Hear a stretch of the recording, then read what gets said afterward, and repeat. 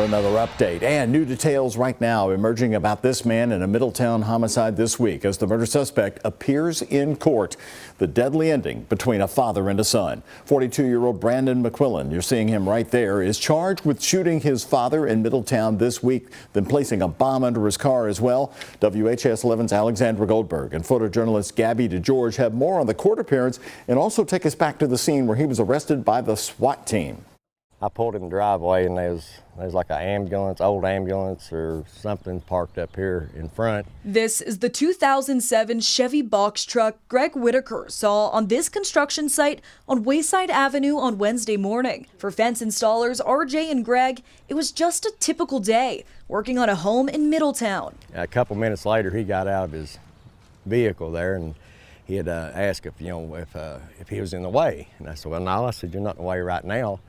And he said, well, he said, good. He said, my transmission has went out of my truck or something, quit pulling. And Greg says that man is likely Brandon McQuillen, the suspect named in the Middletown homicide, who police say gunned down his father, John McQuillen, and planted an explosive device beneath his car in the parking lot of Winter Springs Court. Probably the part that really stands out the most, that he was parked in here, and if anybody is in that state of mind, what could he do to a stranger? Greg believes he could have been one of the last people to speak with McQuillen as a free man. He appeared in court Friday morning on a murder, domestic violence charge. Good morning, Mr. McQuillen, sir. You're being charged with murder, domestic violence, violation of a Kentucky EPO. An arrest citation alleges Brandon McQuillen was found with an AR-15, handwritten notes about killing his father, and materials to make explosives. Sir, I'm going to set your bond at $1 million. The 65-year-old victim went by Tommy and retired from the Jefferson County Sheriff's Office in 2021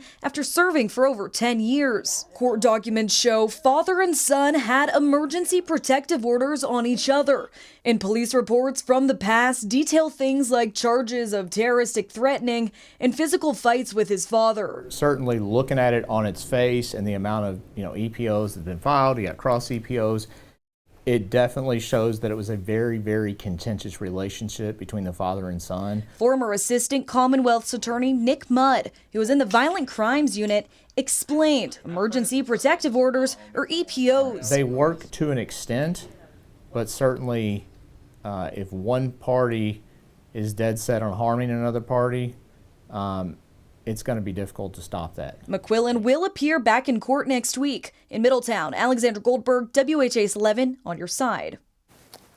Both Middletown Police and Louisville Metro Police, along with the FBI and ATF Louisville, are investigating this case.